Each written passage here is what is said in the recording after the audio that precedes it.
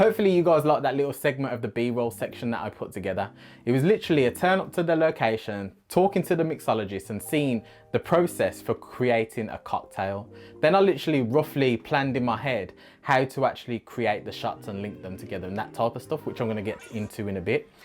But I was definitely inspired by James Mathews and Daniel Schiffers' latest videos talking about that style of B-roll.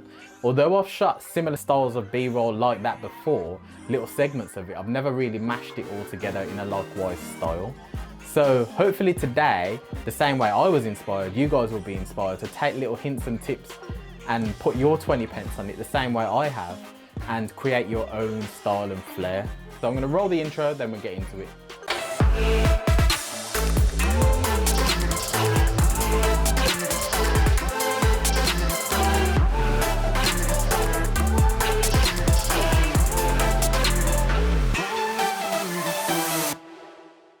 Okay, so first of all, let's get some questions out the way. I shot this all handheld with no gimbal. It was shot 120 frames per second and I used the Tamron 28 to 75mm 2.8 and also the 16 to 35mm G Master lens, which is a 2.8 also. The reason why I picked these is because I knew I'd be shooting in low light. Although the GH5 has better image stabilization, I know that the Sony A7iii is a beast when it comes to low light. Also, I wanted that 2.8 full frame kind of bokeh. I didn't want to go lower than 2.8 really because the subject was moving fast. I had to try and keep focus, and even in this video I still missed focus a lot of the time because the subject was moving along with me moving, and we're moving at natural speed. Some of the time he was actually moving really fast. When he was mixing and catching the drinks, you've got to be fast, so he was moving faster and I had to kind of time the distance with the focus really well, along with me moving as well, which was a tricky thing. And some of it, like you'll see in the video, I did miss focus. But this again, it was just one of those ones where you trial it, test it, and just get used to trying new techniques, because that's what it's all about as creators. It's not about playing it safe and shooting the same way all the time, because it gets boring doing that. So the first thing that I actually did was talk to the mixologist about the process of creating a cocktail. What are the steps that they would take? The things like filling up the glass and chilling the glass before he even starts anything else. And then I'd film that, and I'd film it in the order that he would typically create a cocktail. So that was the first process. I didn't go through all the steps that I would take with the camera then and there. I literally ran a trial run before every shot, and then I'd do the proper shot. You're gonna put it out, put it straight on there. I'll put some crushed ice in it and then put it on there. Yeah, so you put it out, do a trial run. Okay. Put it out.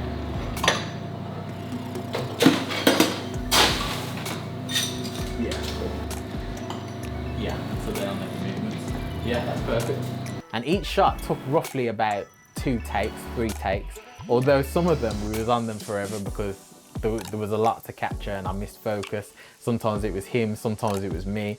And that's the thing, like sometimes you are gonna mix focus, so don't be scared to go again and ask the person to go again. Oh, I didn't get that, can we go again? Like, I did it over and over again, just like right now. And again, one more.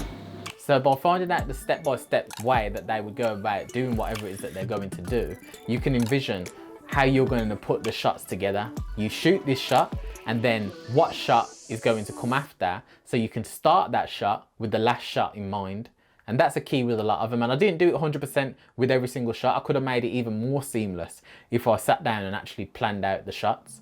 But if you want to make a seamless edit, something like the Turkish edit, that is a well thought out shot, because it literally goes from shot to shot and it flows. It's seamless. There's nothing jarring within it. So it literally keeps you engaged. You like that flow of going from shot to shot and not feeling like you can see the cut or the hard cut or the transition. Because let's be honest, transitions, you should not be able to recognize them. It should just be that you're getting pulled deeper and deeper into the rabbit hole. After I figure out the step-by-step process that goes into making whatever it is that you're filming, then I start to look at how much depth do I want to have within the video, how many dynamic types of movements. So I don't want to be just holding the camera rigid and just moving lateral, just like that, and keeping the focus that way, because that's the easy way to keep focus, because you're not really changing your distancing, you're just changing laterally, if you get me.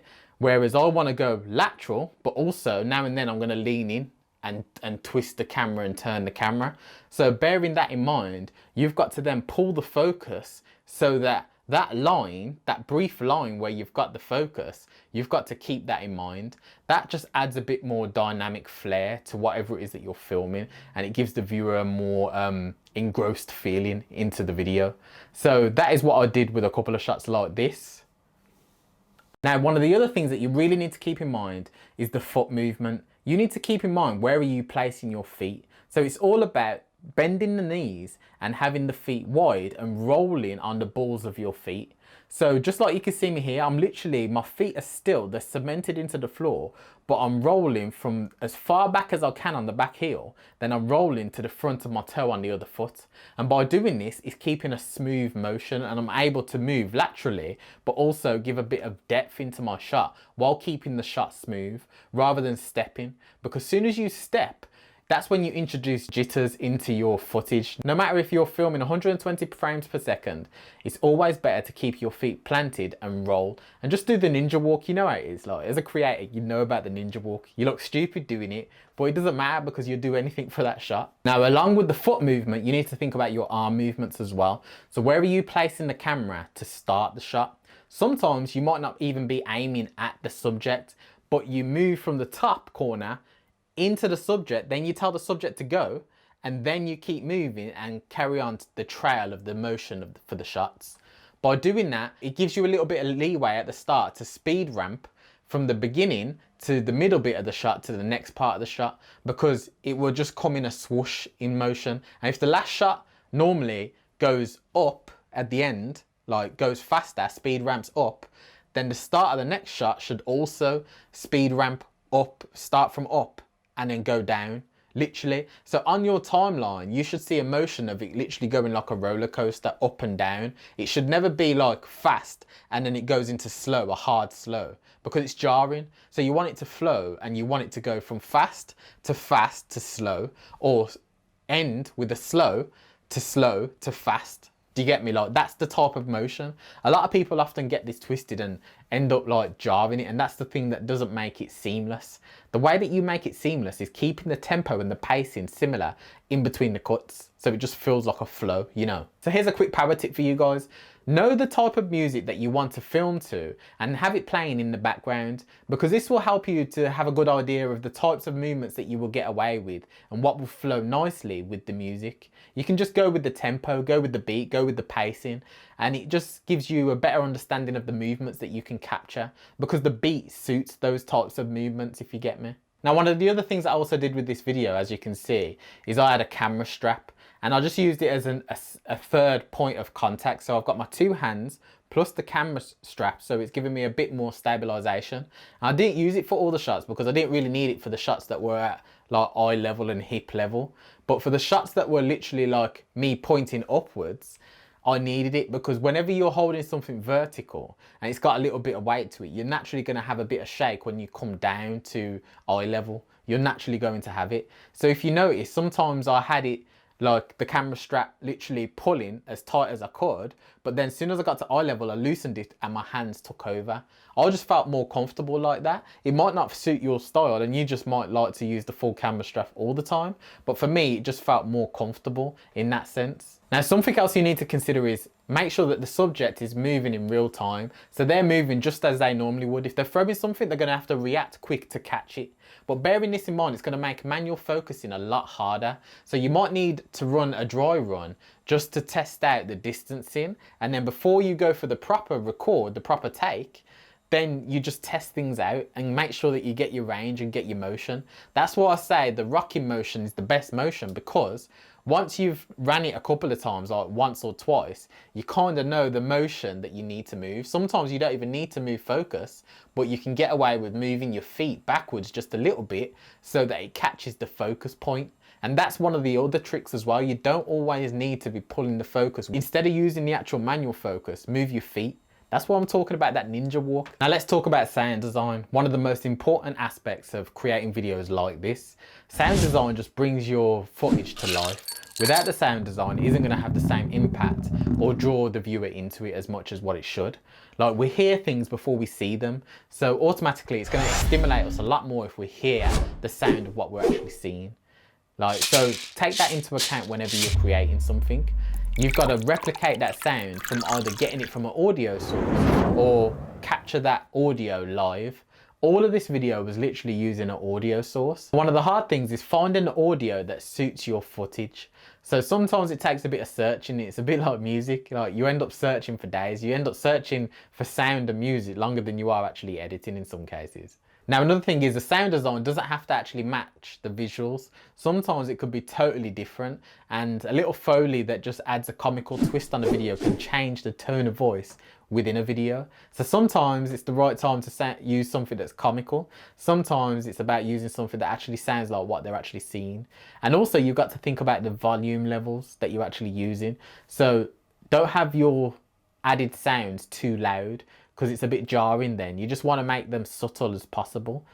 Some sounds I made them really loud, some sounds I made them really subtle. It just depends on your style and your flow. Now, sound design I think is deserving of a whole other tutorial separate, because that's when I have to jump into the editing software and actually explain the different levels that you can peak it, little things that you can do in audio and little tips, you know, like the practicalities of it. But we're not going to go through that today, because this video would be like forever. We'll be here all day, like literally. One of the things that you want to do on any video is make it memorable. So the last shot that you leave the viewer with should be a memorable shot, and hopefully a shot that you haven't introduced previously within the video. So in this case, I literally used a focus pull-in reverse speed version. So I basically start with focusing on the subject, which is the glass, and then I move away using the ninja walk, well, the ninja glide. And as I move away with the ninja glide, I end it at a certain point. And then within editing, I literally go to speed, duration within editing, and I reverse the speed. So that way it looks like I've come into the shot and found focus, where actually I had the focus in the first place, but I've just moved out and reversed it. It's a good way of making a technical shot easily. Instead of having the skills to actually move in and then quickly focus while holding it steady, you don't have to do that. You can literally do it the other way around and just reverse the clip. So there's a little hack as well, which I think is really useful. Now, hopefully that video was useful to you guys. If it was, let me know in the comments below. If there was something that I missed that you'd like explained, please leave that in the comments below. And I'll be creating more videos where I'll go into different styles of telling your story through a lens, capturing B-roll, capturing A-roll, marketing and telling your stories, literally everything. I'm going to have videos on loads of different topics, but all for creators. So if you've got any questions, make sure you leave them below, and also hit that like and subscribe button, and I'll see you on the next one. Now, hopefully James and Daniel don't think that I'm copying them, because I don't want them to think that. But at the same time, James come up with it. Well, he was the first one to put it on YouTube. And then Daniel come up with it, and he gave him credit and also put his 20 pence on it. And then I'm copying Daniel and James, and I'm putting my 20 pence on it, giving them credit where it's due. But who's gonna copy me and then put their 20 pence on it?